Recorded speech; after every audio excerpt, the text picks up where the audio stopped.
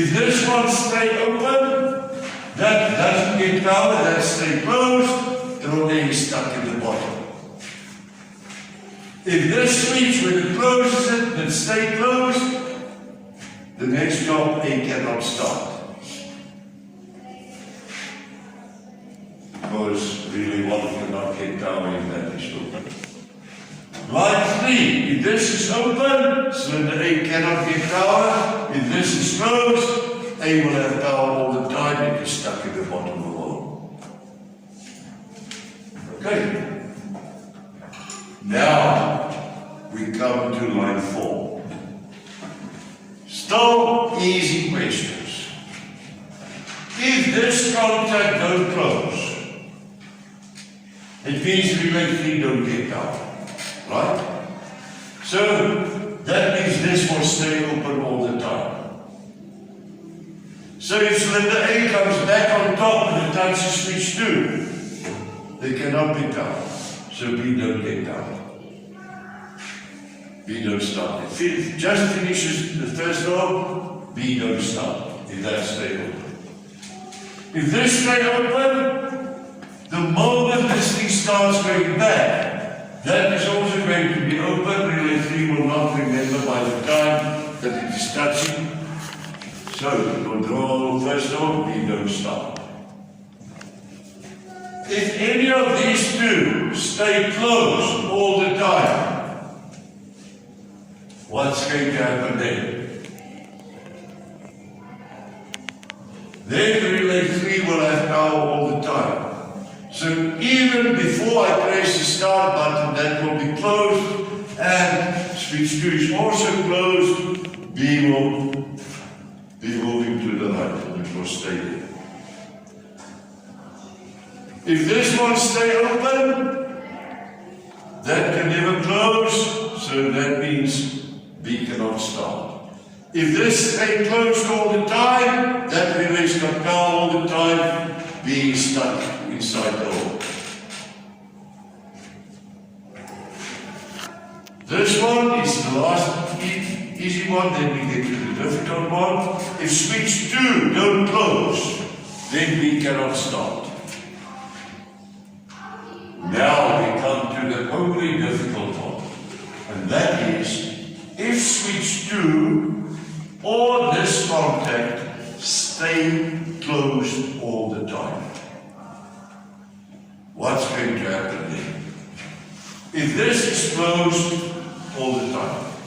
Now, that means when cylinder A starts moving down, switch 2 is still closed, right? It doesn't open. That's an error. Now, when it comes to the bottom and it touches switch 1, then relay 2 gets power, that will put power on relay 3, and this will close. Now, this is closed, and that is closed, and that is closed. So relay 4 gets power, and that puts power on cylinder B. So what's happening is, the moment A starts coming back, draw B gets power immediately. It doesn't wait for A to come out. And what's going to happen? Draw B is going to hit draw A inside the hole. That is if switch 2 stay closed, or this normally open contact of relay 4 in line 5 stay closed. That is the only difficult question in this whole thing. What is the problem? When A starts to come back, B gets power immediately, and B can strike against A inside the hole.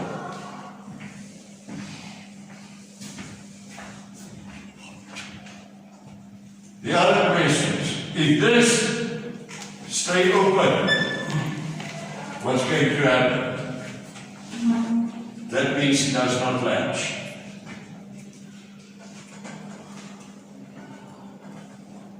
Will it cause any problems? Let's see. It's going to go down, touch switch 1. Then relay 3 gets power, this will close. Then it goes back, it touches switch 2. So that gets power. This also gets power. But switch 2 is staying closed all the time, isn't it? It's not moving again while this thing is going. So that latch is actually not needed. Because if that stays open, the job will complete normally. But if this closes, it can cause that problem of hitting inside. So that contact there, this latch here, can cause a problem, but it doesn't. It's not used to actually latch. Right. If this one stays closed, relay 4 can never lose power. That means drop B stays inside out.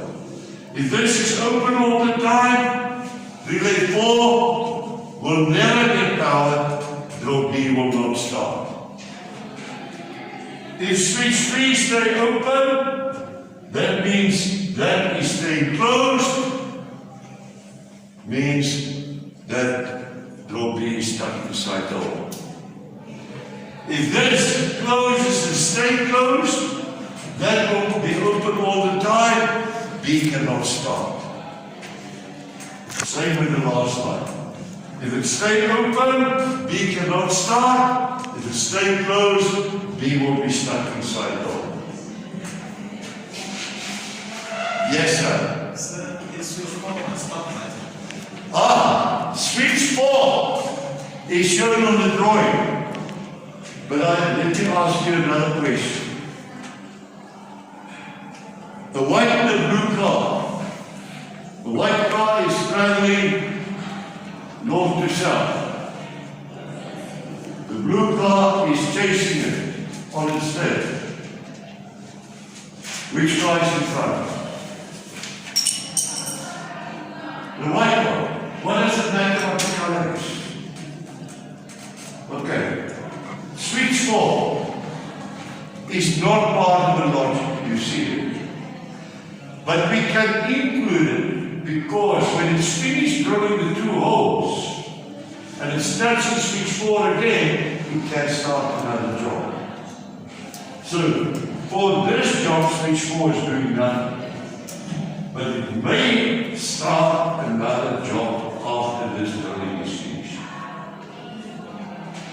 If you look at any factors,